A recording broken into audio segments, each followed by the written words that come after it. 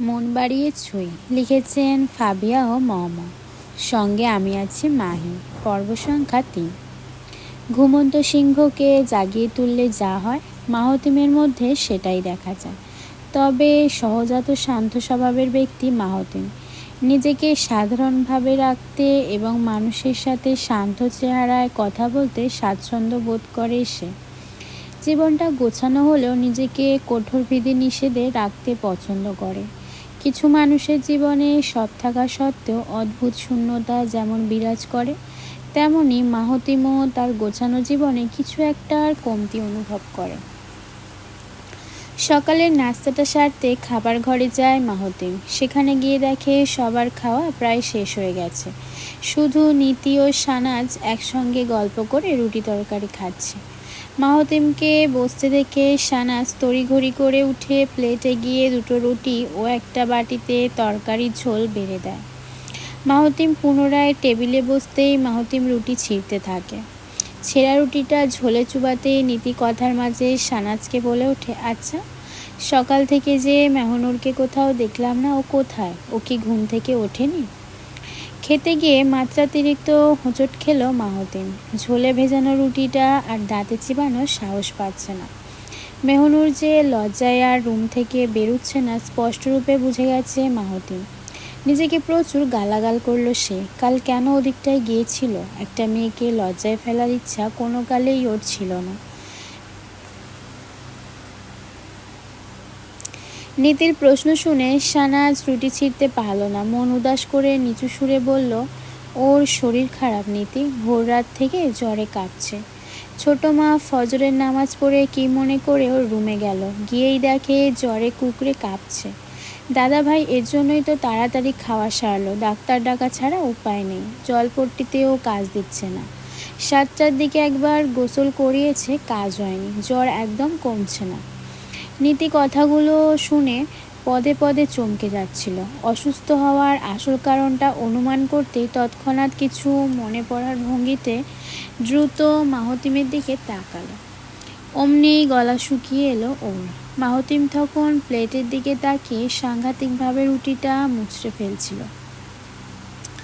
হাতের ভয়ঙ্কর পিষ্টনে রুটিটা টুকরো টুকরো হয়ে ছিঁড়ে যাচ্ছিল। নীতির ঠোঁট ভিজিয়ে মাহতিমের দিকে দৃষ্টি রেখে পানির গ্লাসে চুমুক দিল। গলাটা ভিজানো ভীষণ দরকার, ভীষণ দরকার। সন্ধ্যা থেকেই বাড়ির অবস্থা থমথমে। ডাক্তারের ওষুধে জ্বর কমে না মেহনুরের। জ্বর তপ্ত অবস্থার জন্য লাল হয়ে গেছে শরীর। চেহারার অবস্থাও বেশ বিবর্ণ। একদিনের মধ্যে শরীরের সব সুস্থতা যেন হারিয়ে গেছে ওর। সকাল থেকেই পেটে কিছু পড়েনি মেহনুরের। মা ও বড় মা খাবারের জন্য প্রচুর জোরাজুরি করেছে, কিন্তু জ্বরাক্রান্ত মেহনুর কিচ্ছু মুখে তোলেনি। হান্নান শেখ আদরের নাতনিকে এই অবস্থায় দেখতে পারছিলেন না। বুকটা হাহাকার করে ছটফট করছিল ওনার। ডাক্তারকে এ পর্যন্ত 4 বার ডেকে ফেলেছেন তিনি, কিন্তু প্রতিবারই মোস্তফা ডাক্তার বিরক্ত গলায় বলেছেন সকাল পর্যন্ত অপেক্ষা করতে, যদি অবস্থা আরও খারাপ হয় তাহলে দ্রুত শহরে ট্রান্সফার করতে হবে। এদিকে মার্জাও জোর করে বৃদ্ধ হান্নানকে কিছু খাওয়াতে পারলেন না। নিরুপায় হয়ে বসে আছেন বাবা মশাইয়ের সাথে। সানাজ, সাবা ও সুরাইয়া মেহনুরের পাশে বসে আছে। সানাজের ওর মাথার কাছে বসে একের পর এক তপ্ত কাপড় পানিতে চুবিয়ে কপালে পট্টি করছে। এদিকে সুরাইয়ার হাতে এখনও সানাজের ফোন। সুরাইয়া এক মনে সেটা নিয়ে বাংলার নাটক দেখছে। সাবা বিরস মুখে বসে থাকতেই হঠাৎ সানাজের পানে তাকিয়ে বলে, বুবু, ওকে কবিরাজ বাড়ি নিয়ে গেলে হয় না? ডাক্তারের টোটকায় তো জ্বরই কমছে না। এমন করে চলতে থাকলে ও যে কঙ্কাল হয়ে যাবে, জানো তো। সানাজ কথাটা শুনেই চিন্তায় ডুব দিল। জ্বরাক্রান্ত মেহনুরের ঘুমন্ত মুখের দিকে তাকিয়ে কিছু একটা ভাবল। ভাবতেই চট করে সাবার দিকে তাকিয়ে কঠোর গলায় বলল, কবিরাজ বাড়িতে সবাই গেলেও মেহনুর যাবে না। তুই কি জানিস না ওর যে বাইরে যাওয়া নিষেধ? মেজমা শুনলে কি অবস্থা করবে এখনই ভুলে গেলি? মেজমা যদি একবার শুনে মেহনুরকে বাইরে পাঠানোর ফন্দি করা হচ্ছে, তাহলে তোর পিঠের ছাল তুলে দিবে সাবা। সানাজের ক্যাটক্যাট কথায় চুপ হয়ে গেল সাবা। ফোন থেকে মুখ তুলে সরু চোখে তাকালো সুরাইয়া। সুরাইয়ার অমন দৃষ্টি দেখে সানাজ চুপচাপ নিজের কাজে মগ্ন হলো, কিন্তু সুরাইয়া চুপ রইল না। নিজের মায়ের নামে অমন কথা কোশমিনকালেও সহ্য করতে পারে না সুরাইয়া। তাই ফোনটা বিছানায় রেখে সজাগ দৃষ্টিতে সানাজের দিকে তাকালো। গমগমে গলায় বলল, শানুবাবু, আমার মা এমন কি করেছে যার কারণে মেহনুরের ব্যাপার নিয়ে ওনাকে কটাক্ষ করছো?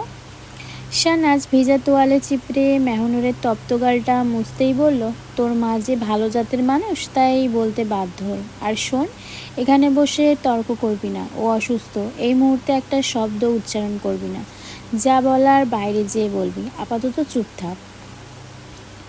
শাহনাজের শক্ত আচরণ সুরাইয়ার ছোট থেকেই অপছন্দ। শাহনাজ সবার সাথে হাসি খুশি আচরণ করলেও সুরাইয়ার সাথে রণমূর্তি ধারণ করে ক্যাট উত্তর দেয়। সুরাইয়া আর বসল না মেহনুরের পাশে, এক প্রকার ক্ষোভ দেখিয়ে রুম থেকে চলে গেল। যার সময় সাবাকেও টেনে টুনে সঙ্গে নিয়ে গেল। শাহনাজ সব ঘটনা এমনভাবে অগ্রাহ্য করলো যেন এখানে কিছু হয়নি। ওর মতো অসভ্য বোনকে শাহনাজ এমনিও হজম করতে পারে না। প্রায় 2 ঘন্টা মেহনুরের সেবায় শ্রম দিল শাহনাজ, কিন্তু ফলপ্রসূ হিসেবে কিছুই হলো না ওর। মাথায় হাত দিলে এখনও আগুনের মতো গরম। গতকাল এমন কি হয়েছে সেটাই কোনোভাবে মিলাতে পারছে না শাহনাজ। বিছানার হেড সাইডে পিঠ লাগিয়ে বসলে হঠাৎ মেহনুর ঘোরের মধ্যে প্রলাপ বকতে থাকে। সবগুলো কথাই জড়িয়ে যাচ্ছে, সেই সঙ্গে এলোমেলো প্রতিটা কথা। শাহনাজ কপাল কুঁচকে বিড়বিড় করা মেহনুরের কাছে কান রাখল। অস্ফুট স্বরে মেহনুর বলছে, বাড়ি থেকে বিদায় করো, তাড়িয়ে দাও, দাদা ভাই চলে যেতে বলো। শাহনাজ আশ্চর্য হতে গিয়ে নিজেকে শান্ত করে, মনকে সান্ত্বনা দেয় হয়তো জ্বরের ঘোরের হাবিজাবি বকছে। কিন্তু মেহনুর যখন একই কথা অজস্র উচ্চারণ করছে, তখন বাধ্য হয়ে ওর 2 বাহু ধরে কৌতূহল কণ্ঠে জিজ্ঞেস করে, মেহনুর, তুই কি শুনতে পাচ্ছিস? তুই এগুলো কি বলছিস? মেহনুর তাকা না, জবাব দে মেহনুর। জ্বরের জন্য তিল পরিমাণ চোখ খোলার শক্তি পেল না মেহনুর। যতবার খুলতে যায় ততবারই নেত্রপল্লব বন্ধ হয়ে আসে ওর। শাহনাজ অনেকবার চেষ্টা করে শেষে হার মারল। আরেকবার কপালে হাত দিয়ে দেখল জ্বরটা একটু যেন কমেছে। স্বস্তির নিঃশ্বাস ছাড়তেই দরজায় কড়া নাড়ার শব্দ হলো। শাহনাজ চকিত ভঙ্গিতে দরজার দিকে তাকালে নীতি ও প্রীতিকে দেখতে পেল। দুজন অনুমতির জন্য অপেক্ষা না করে নিঃশব্দে রুমের ভেতর ঢুকলো। রুমে তখন সোলারের বাতি জ্বলছিল, সিলিং ফ্যান বন্ধ। নীতি মৃদু গলায় শাহনাজকে প্রশ্ন করল, মেহনুরের অবস্থা কেমন? জ্বর কমেছে? শাহনাজ মলিন মুখে মেহনুরের দিকে দৃষ্টি দিয়ে হতাশার নিঃশ্বাস ছাড়ে। শেষে নীতির দিকে মুখ ফিরিয়ে ক্লান্ত গলায় বলে, একটু কমেছে, বেশি কমেনি। ও যে কেন এত অসুস্থ হয়ে গেল বুঝতে পারছি না। বৃষ্টির পানিতে ভিজলেও জ্বর আসে না, সেখানে কোনো কারণ ছাড়াই জ্বর আসলো। নীতি তৎক্ষণাৎ শাহনাজের মুখ থেকে দৃষ্টি সরিয়ে নিল। প্রীতির দিকে দৃষ্টি রেখে ঘন করে ঢোক গিল। এখানে প্রীতির অবস্থাও ভীত। নীতি ওকে ইশারায় শান্ত স্বাভাবিক থাকতে বলল। প্রীতি সেটাই সায় বুঝিয়ে মাথা হ্যাঁ সূচকে দুলিয়ে ফেলল। নীতি কিছুক্ষণ চুপচাপ দাঁড়িয়ে থাকতেই হঠাৎ কাচুমাচু ভঙ্গিতে বলল, শাহনাজ, যদি কিছু মনে না করো একটা রিকোয়েস্ট করি। শাহনাজ প্রশ্ন শুনে কৌতূহলে বশীভূত হলো। হেডসাইড থেকে পিঠ সরিয়ে বিস্ময় দৃষ্টিতে বলল, মনে করার তো কিছু নেই, কিন্তু কিসের রিকোয়েস্ট? নীতি এবার ঠোঁট ভিজিয়ে শুষ্ক গলায় বলল, না মানে আমার মেহনুরকে খুব ভালো লাগে, মিষ্টি একটা মেয়ে। ওর আজ এই অবস্থা দেখে ঘুমাতে ইচ্ছে করছে না, তাই ভাবলাম একটু যদি বসে থাকি। শাহনাজ, আমরা তো চলেই যাব, আর মাত্র তো কয়েকটা দিন, প্লিজ একটু থাকতে দিবে? শাহনাজ কিছুক্ষণ নীরব থেকে নীতিকে থাকার অনুমতি দিয়ে সেখান থেকে চলে যায়। নীতি শাহনাজের জায়গায় বসে ঘুমন্ত মেহনুরের কপালে হাত বুলিয়ে দেয়। প্রীতি এসে বিছানায় বসলে মেহনুরের দিকে তাকিয়ে মুগ্ধ নয়নে বলে, আপু, মেহুনা অনেক সুন্দর। মেয়েটাকে দেখলে শুধু দেখতেই ইচ্ছে করে। আমি একটা মেয়ে হয়ে যদি ওর রূপের প্রশংসা করি, তাহলে একবার চিন্তা করো ভাইয়ার কি অবস্থা হচ্ছে। আমার মন বলছে ভাইয়া ওর সিচুয়েশান শুনে ডেসপারেট ফিল করছে, কিন্তু সেটা আমাদের সামনে প্রকাশ করছে না। মেহনুরের মাথায় আলতো হাতে বুলিয়ে দিতেই বুক ভর্তি নিঃশ্বাস ছাড়ল নীতি। মাহতিম যে নিজেই অস্থির হয়ে বসে আছে সেটা নীতি সচক্ষে দেখেছে। নীতি যে বাধ্য হয়ে ভাইয়ের ধমক খেয়ে মেহনুরকে দেখার জন্য এসেছে সেটা আর খুলে বলেনি কাউকে। এক পর্যায়ে ঘুমে হাই তুলতে লাগলো প্রীতি। 2.5 বছরের ছোট বোনকে রুমে যেয়ে ঘুমাতে বলল নীতি। নীতির কথায় আজ্ঞা মেনে প্রীতি ঘুমাতে চলে গেলে সে রুমের আরেকটি বিছানায় যেয়ে বসে। মেহরুরের রুমে 2টা কাঠের বিছানা, একটা জানালার কাছে আর একটা রুমের মাঝখানে। মেহনুর কাঁথা মুড়ি দিয়ে জানালার কাছে শুয়ে আছে। নীতি ভেজানো জানালাটা খুলে দিয়ে সোলারের লাইট বন্ধ করে দিল। দ্বিতীয় বিছানায় চুপচাপ ঘুমহীন চোখে শুয়ে পড়ল। আজ কোনোভাবেই ঘুমানো যাবে না। ঘুমালে মাহতিমুকে আস্ত রাখবে না। নীতির ইচ্ছে করছে চোখের মধ্যে মরিচ ডলে দিতে, কিন্তু সাহস একদম কুলাচ্ছে না। চারপাশ যত নীরব হচ্ছিল, প্রকৃতির ভুতুড়ে আওয়াজ ধীর গতিতে বৃদ্ধি পাচ্ছিল। দূরে কোথাও ঘেউ ঘেউ করে কুকুর ডাকছে, ঝিঝি পোকার শব্দ তরঙ্গ অদ্ভুতভাবে শোনা যাচ্ছে। মৃদু বাতাসের দমকায় গাছের ডালপালা পৈশাচিক ভঙ্গিতে ভয় দেখাচ্ছে। মাটিতে লুটিয়ে থাকা শত শত নাম না জানা পোকাগুলো বিশ্রী বিকট শব্দ করছে। বাইরে এখন ভরা জ্যোৎস্নার রাত। দিক বিদিক রূপার আলোয় প্রকৃতি যেন ঝলমল করছে। বুকের ভেতর তোলপাড় করা যন্ত্রটা মারাত্মক যন্ত্রণা দিচ্ছে। কোনোভাবেই শুয়ে বসে দাঁড়িয়ে থাকা সম্ভব হচ্ছে না মাহতিমের জন্য। এক পলকে দৃষ্টির জন্য অসহ্য লাগছে সব কিছু। ডাক্তারের কথাগুলো শোনার পর ইচ্ছে হচ্ছিল জিপ স্টার্ট দিয়ে শহরের মেডিকেলে ভর্তি করিয়ে আসতে, কিন্তু লোকে কী ভাববে এটা চিন্তা করে আর আগায়নি সে। মাহতিম রুমের ভেতর পায়চারি বন্ধ করে খোলা জানালার কাছে গিয়ে দাঁড়ালো। ট্রাউজারের পকেট থেকে মোবাইল বের করে সময়টা একবার দেখল। রাত 2:38 বাজে এখন। জানালার বাঁদিকে বাঁ হাত হেলান দিয়ে ডান হাতে ফোনটা পকেটে পুরল। ডার্ক ব্রাউন রঙের টি শার্টটা ক্রমেই গরমের জন্য অসহন ঠেকতে লাগলো। নিজেকে শান্ত করতেই নিঃশ্বাস ছাড়ার জন্য ঠোঁট চোখা করে চোখ বন্ধ করলো। আয়নার পানে তাকিয়ে থাকা ভয়ার্থ 2 চোখ, কাঁপুনিতে থরথর করে ওঠা রক্তিম লাল ঠোঁট, কুচি গুজার জন্য পেটের কাছ থেকে শাড়ি উঠানো, আঙুলের কবল থেকে একে একে কুচি ছেড়ে দেওয়ার মুহূর্ত, সবই মনের দৃশ্যপটে স্পষ্ট রূপে দেখতে পাচ্ছিল। যদি আর কয়েক সেকেন্ড ওখানে দাঁড়িয়ে থাকতো, তাহলে নিজেকে নিয়ন্ত্রণ করা বড্ড কষ্টসাধ্য হতো। ওই দৃশ্য দেখলে মাথা অটোমেটিক কাজ করা বন্ধ করে দিত। মাহতিম জানালা থেকে হাত সরিয়ে আকাশের দিকে তাকালো। অমনি নিজেকে শক্ত করে দরজার ছিটকিনি খুলে ফেলল। খুবই সাবধানে রুমের বাইরে পা ফেলে আশেপাশে তীক্ষ্ণ দৃষ্টি দিয়ে কাঙ্ক্ষিত গন্তব্যে যেতে লাগলো। এক ধাপে 3 সিঁড়ি করে উঠতেই চুপচাপ মেহনুরের রুমের কাছে আসলো। আবারও ডানে ও বামে সতর্ক দৃষ্টিতে তাকালো। বিপদমুক্ত অবস্থা বুঝতেই চট করে ভেতরে ঢুকে রুমের দরজা আটকে দিল। কিন্তু লাইটহীন রুমে কিছুই দেখা যাচ্ছিল না। মাহতিম আন্দাজের উপর ভিত্তি করে হাত এগিয়ে লাইট জ্বালালো। অমনি যে দৃশ্য দেখলো তাতে প্রচণ্ড ক্ষেপে গিয়ে ঠোঁট কুঁচকে দ্বিতীয় বিছানার কাছে আসলো। নীতি পাহারা দেওয়া বাদ দিয়ে আরামসে ঘুমাচ্ছে। এই দৃশ্য দেখে ঠাস ঠাস করে গাল বাজিয়ে মারতে ইচ্ছে করছে। রাগের মাথায় শূন্যে হাতও উঠালো মাহতিম, কিন্তু নিজেকে সামলে নিয়ে চিবিয়ে চিবিয়ে ডাকলো, নীতির বাচ্চা উঠ। নীতি ঘুমের রেশে ডান পাশ থেকে বাঁ পাশ ফিরে শুল। মাহতিম ওর অবস্থা দেখে আরও 2 ধাপ চটে উঠল। ক্রোধের বশে ঠিকই ঘুমন্ত নীতির গালে ঠাস ঠাস করে চড় মারল মাহতিম। অনেকটা ভয় ও বিস্ময় নিয়ে হুড়মুড় করে উঠল নীতি। গালে হাত দিয়ে সামনে তাকিয়ে দেখে মাহতিম দাঁড়িয়ে আছে। ভয়ে ভয়ে দুটো ঢোক গিলে গাল থেকে হাত নামিয়ে তোতলানো সুরে বলে, ভাইয়া, এই মাত্রই শুয়েছি।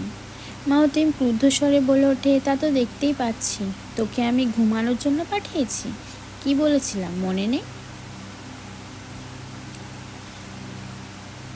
নীতি আর উত্তরের জন্য মুখ খুলল না। চোখ নিচু করে বিষণ্ণ মুখে বসে থাকলে মাহতিম গলা নামিয়ে স্বর নিচু করে ওকে বাইরে যেতে বলে। নীতি প্রথমে আশ্চর্য হয়ে যায় কথা শুনে। পরক্ষণে মাহতিমের রাগান্বিত অবস্থা ভেবে কিছু বলে না সে। রুমের বাইরে গিয়ে দরজা চাপিয়ে পাহারা দিতে থাকে। মাহতিম বুঝতে পারলো এই প্রথম সে ইচ্ছাপূর্বক মেহনুরের রুমে এসেছে, যেখানে মেহনুর অচেতন হয়ে পড়ে আছে। পিছু ফিরে তাকালেই সে মেহনুরকে দেখতে পাবে, কিন্তু কেমন এক জড়তা যেন মনের অলিন দিয়ে ছুটাছুটি করছে। মন যেন বলছে একবার তাকালে নিস্তার নেই মাহতিম। মস্তিষ্ক যেন বলছে এখানে না এসে যাবে কো। মাহতিম দুই চেতনার টানাপোড়েনে কিছুক্ষণ স্তম্ভিত হয়ে দাঁড়িয়ে রইল। মুখ উঁচু করে সোলার লাইটটা দেখে কি যেন চিন্তা করলো। সেই মুহূর্তে সুইচ বোর্ডের কাছে গিয়ে লাইটটা নিভিয়ে দিল। দরজার বাইরে পাহারা দিতে গিয়ে সুইচের শব্দে চমকে উঠল নীতি। সাথে সাথে আশ্চর্য দৃষ্টিতে পেছনে ফিরে তাকালো। দরজার নিচ দিয়ে আলো আসছে না কেন? এতক্ষণ যে আলোটা ছিল সেটা কোথায় গেল? মাহতিম কি সত্যি লাইট নিভিয়ে দিল? কেন নিভালো? নীতি অন্তত এটুকু জানে মাহতিম খারাপ চরিত্রের ব্যক্তি না, কিন্তু আজকের সমীকরণ সে কিছুতেই মিলাতে পারছে না, এক চুলো না। রুমের লাইট নিভিয়ে হুসিন মেহনুরের দিকে এগোতে লাগলো মাহতিম। রুমটা ঘুটঘুটে অন্ধকার হলো। জানালা থেকে আগত আলোয় মেহনুরের গৌর বর্ণের মুখটা যেন দেখা যাচ্ছে। সেদিকেই মহাবিষ্টের মতো দুচোখ আটকে আছে মাহতিমে। কি অদ্ভুত সৌন্দর্যের মাঝে দৃষ্টি নিবদ্ধ হয়ে আছে সেটি মাহতিম প্রকাশ করতে পারছে না। অজান্তেই পা চালিয়ে বিছানার কাছে এসে বসল মাহতিম। তাকিয়ে দেখলো ঠোঁট ভেদ করে মৃদু ভঙ্গিতে নিঃশ্বাস ছাড়ছে মেহনুর। গাল দুটো রাঙা হয়ে আছে এখনো। জ্বরের প্রকোপে কান্নার হিড়িকের মতো অনেকটা বুক ফুলিয়ে নিঃশ্বাস ছাড়ছে সে। গলা পর্যন্ত কাঁথা দিয়ে ঢেকে রেখেছে। দীর্ঘ চুলগুলো ছেড়ে রাখার কারণে বিছানার ডান পাশ ঘেঁষে ফ্লোরে পড়ে আছে। চেহারার গ্লানিটুকু জ্বরের হিংস্রতায় ম্লান হয়ে গেছে ওর। চোখ বন্ধ থাকার কারণে ঘনবেষ্টিত পাপড়িগুলো অদ্ভুত মায়া জড়িয়ে চুম্বকের মতো যেন টানছিল। ক্রমে বিহ্বল হয়ে পড়েছিল মাহতিম। ধীরে ধীরে মেহনুরের কাছে যেয়ে বসল সে। দৃষ্টি বিচরণ করছিল মেহনুরের চোখ, ঠোঁট, গলার উপর। বেহায়া যাচ্ছিল গলার সেই কালো তিলের ওপর। নিঃশ্বাসও যেন ভারী হয়ে আসছে এখন। বেকাবু হয়ে আসছে শরীর মন। এক্ষুনি এই দৃশ্যের উপর চাদর টানা প্রয়োজন। ঠিক তখনই জানালাটা বন্ধ করার জন্য উদ্যত হলো সে। মেহনুরকে দেখে আর ক্ষরণ করতে চায় না হৃদয়ে। জানালা বন্ধ করতে গিয়ে হঠাৎ মনে পড়ল যদি জানালাটা সম্পূর্ণ বন্ধ করে দেয় তাহলে একেবারে আলোহীন অবস্থা হয়ে যাবে এখন। চট করে সিদ্ধান্ত বদলে শুধু জানালার পর্দাটা টেনে দিল। সম্পূর্ণ অন্ধকার না হলেও রুমে আবছা অন্ধকার বিরাজ করলো। মনের সকল জড়তা যেন স্বল্প অন্ধকারে পেয়ে উধাও হয়ে গেল। হাত এনে রাখলো মেহনুরের কপালের উপর। তপ্তময় কপালে হাত রাখতে যেয়ে ধক করে উঠল বুকটা। চমকে গিয়ে তৎক্ষণাৎ হাত সরিয়ে ফেলল মাহতিম। অতিমাত্রায় আশ্চর্য হয়ে নিজের হাতের দিকে তাকালো সে। জ্বরের তাপমাত্রা এতটা প্রবল হয়ে আছে যে কি করে। অনেকটা উদ্ভ্রান্তের মতো চারপাশে তাকাতে লাগলো মাহতিম। পানি কোথায়, পট্টি কোথায়, কিছুই যেন খুঁজে পাচ্ছিল না তখন। তাড়াতাড়ি বিছানা থেকে পাশের টেবিলে লক্ষ্য করতে বাটি সমেত পট্টিটা দেখতে পেল। দ্রুত গতিতে সেটা এনে পট্টি ভিজিয়ে কপালের উপর চেপে ধরল। মিনিট দুয়েক ওভাবেই চেপে রাখলো ভেজা সুতির পট্টিটা। হালকা মতন গরম হয়ে এলেই আবার ভিজিয়ে নেয় সেটা। পরপর অনেকবার ভেজা পট্টি কপালে চেপে ধরল। তারপর আবার কপালে হাত রেখে তাপমাত্রা পরখ করল। কিছুটা কমলেও 100-র নিচে নামেনি শিওর। মাহতিম উপায়ন্তর না পেয়ে নীরব ভঙ্গিতে নিঃশ্বাস ছাড়ল। মাথা কিছুটা নুইয়ে মেহনুরের মাথার দুই পাশে হাত রেখে ওর মুখের ওপর ঝুঁকল। আলো আঁধারির অন্ধকারে উটুকুনি মুখটা যেন হৃদয়ের মধ্যে দহন স্পর্শ চালিয়ে যাচ্ছে। কাছে থাকার জন্য ব্যাকুল হয়ে উঠেছে। অস্থিরতায় তীব্র ক্লেশ কাজ করছে মনে। ওকে চোখ সয়ে দেখতে পাচ্ছিল মাহতিম, কিন্তু নিয়ন্ত্রণের বাইরে চলে যাচ্ছিল সে। কিছুক্ষণ ওই বদ্ধ চোখের পাণ্ডুর মুখটার দিকে নীরবে তাকিয়ে কোমল মিশ্রিত শীতল কণ্ঠে বলে, আমার সামান্য উপস্থিতি পেয়ে এমন অবস্থা হবে ভাবতেও পারিনি পুচকি। এতটা জ্বর বাঁধিয়ে অসুস্থ হয়ে পড়বে ভাবতেও পারেনি। বয়স তো অল্প তোমার, তবুও কেন বড়দের মতো চলাফেরা করো? নিজেকে কেন এত আলাদা মতো রাখো? কথাটুকু শেষ করতেই চোখ থেকে দৃষ্টি সরালো মাহতিম। ওর উপর থেকে যেই উঠতে নেবে গোঙানি সুরে শব্দ করলো মেহনুর। চোখের পাতা স্বল্প আকারে খুললে মুখের উপর কাউকে যেন টের পাচ্ছিল। অন্ধকারে মুখ স্পষ্ট দেখা না গেলেও মনের ভ্রম ভেবে বিড়বিড় করে মেহনুর বলল, অসভ্য একটা লোকের সামনে পড়ে গেছি দাদাভাই। দাদাভাই, ওই অসভ্য লোকটাকে তুমি তাড়িয়ে দাও। চোখ বন্ধ করে অচেতন অবস্থায় ঘোরের মধ্যে বিড়বিড় করছিল মেহনুর। ওর কথা শুনে কপালে ভাঁজ ফেলে আশ্চর্য দৃষ্টিতে তাকিয়ে আছে মাহতিম। ক্ষোভে বুকটা দাউ দাউ করছে ওর। মেহনুর কি ওকে ছ্যাঁচড়া ভাবল? কথাগুলো যে জ্বরের ঘোরে বলছিল সেটা বুঝে গিয়েছে সে, তাই চুপচাপ মেহনুরের প্রলাপ শুনছে। ওর উপর থেকে একটুও সরল না মাহতিম। ওভাবেই ঝুঁকে মেহনুরের প্রাণে তীব্র দৃষ্টিতে তাকিয়ে রইল। মেহনুর তখন তোতলানো সুরে কিছু বলছিল, কিন্তু সেটা অগ্রাহ্য করে মাহতিম শক্ত কণ্ঠে প্রশ্ন করল, সেই অসভ্য পুরুষ কি তোমায় ছুঁয়েছে? মেহনুর প্রশ্ন শুনে শুষ্ক গলায় ঢোক গিলল, চোখের পাতা বন্ধ এবং ঘোরের মধ্যে দুর্বল কণ্ঠে উত্তর দিয়ে বসল, না। চট করে জিজ্ঞাসা ভঙ্গিতে মাহতিম ফের প্রশ্ন ছুড়ল, তাহলে? জীর্ণ গলায় কথা বলতে আড়ষ্ট হয়ে যাচ্ছে মেহনুর কণ্ঠ নামিয়ে নিচু সুরে বলল, সে আমার সব কিছু দেখে ফেলেছে। গম্ভীর ভঙ্গিতে তাকিয়ে থাকা মাহতিম হঠাৎ এমন ভঙ্গিমার জবাব শুনে ফিক করে হেসে দিল। উত্তরের জন্য সহাস্য কণ্ঠে বলল, তাই? সে তোমার কি দেখেছে বলো তো? প্রশ্নটা করতে মেহনুর আবার চোখ খোলার জন্য বৃথা চেষ্টা করলো, কিন্তু এবারও ব্যর্থ হয়ে চোখের পাতা মুড়িয়ে রাখল। জিহ্বা দিয়ে ফ্যাকাশে ঠোঁট ভিজিয়ে নিচু কণ্ঠে বলল, জানি না, আমি কিছু জানি না। মাহতিম ঠোঁট দুটো চেপে হাসি আটকানোর তীব্র চেষ্টায় আছে। এমন নাদান মেয়ের কাছ থেকে আজগুবি সব উত্তর শুনে মারাত্মক হাসি পাচ্ছে। ইচ্ছে করছে দূরে গিয়ে হাসিটা ঠিকমতো বের করতে। পরক্ষণে নিজেকে সামলে নিয়ে আবার ওর কপালে হাত রাখে। তাপমাত্রা আগের মতোই আছে। কপাল থেকে হাতটা যেই সরাবে অমনি তপ্তকর নরম হাত এসে বাধা দিল সেখানে।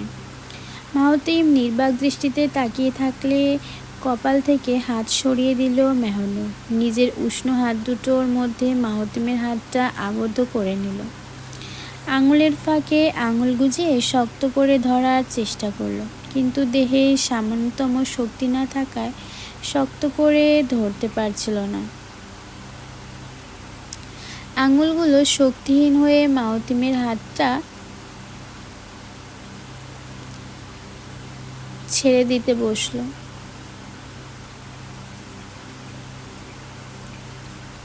মাহতিম ড্যাব দৃষ্টিতে ওর দিকে তাকিয়ে থাকতেই আকস্মিকভাবে শক্ত করে ছেড়ে দেওয়া হাতটা খপ করে ধরল। মেহনুরের উষ্ণ আঙুলের ফাঁকে নিজের আঙুল গুজিয়ে পূর্ণ মায়ায় আঁকড়ে ধরল। দুর্বল নরম হাতটায় শক্ত হাতের অস্তিত্ব টের পেয়ে প্রশান্ত মনে আবারও আবছা দৃষ্টিতে তাকালো, কিছুই দেখতে পেল না।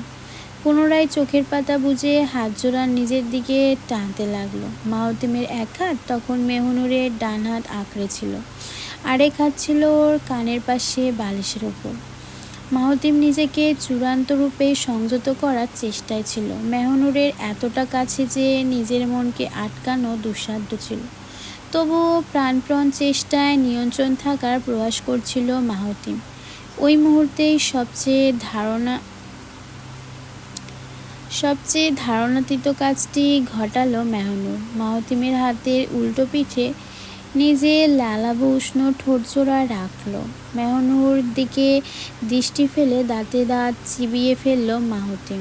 মেহনুরের কানের পাশে যে হাতটা ভর রেখেছিল সেই হাতটা 5 আঙুলে বালিশ খামচে ধরল। বুকের ভেতর হৃদযন্ত্রটা উচ্চমাত্রায় ধরফর করতে লাগলো। সারা দেহে বেগতিক হারে রক্ত ছুটতেছিল। আবারও সেই তুফান, আবারও সেই ঝড়, বারবার সেই আকস্মিক টাইফুনে মাহতিমের ভেতরটা লণ্ডভণ্ড হচ্ছিল। মেহনুর তখন হাতের উল্টো পিঠে সমস্ত জায়গায় একটু একটু করে স্পর্শ চালিয়ে যাচ্ছিল। নিজের অজান্তে সেই হাতটাকে নিজের অধিকার হিসেবে ফলাও করছিল। আর 1 মিনিট এই কার্যক্রম চলতে থাকলে আউট অফ মাইন্ড হয়ে যাবে মাহতিম। সাক্ষাৎ আগুনের সামনে বসে আছে সে, আর একটু বাড়াবাড়ি হলে নিজেকে সে পুরোপুরি হারিয়ে ফেলবে। এই দৃশ্য যদি রেকর্ড করে দেখানো যেত তাহলে এই মেয়ে বোধহয় গলায় ফাঁস দিয়ে দম ত্যাগ করত। মাহতিম চটজলদি ওর হাত ছেড়ে দেয়, এক প্রকার ঝটকা মেরে হাত ছাড়িয়ে নেয়।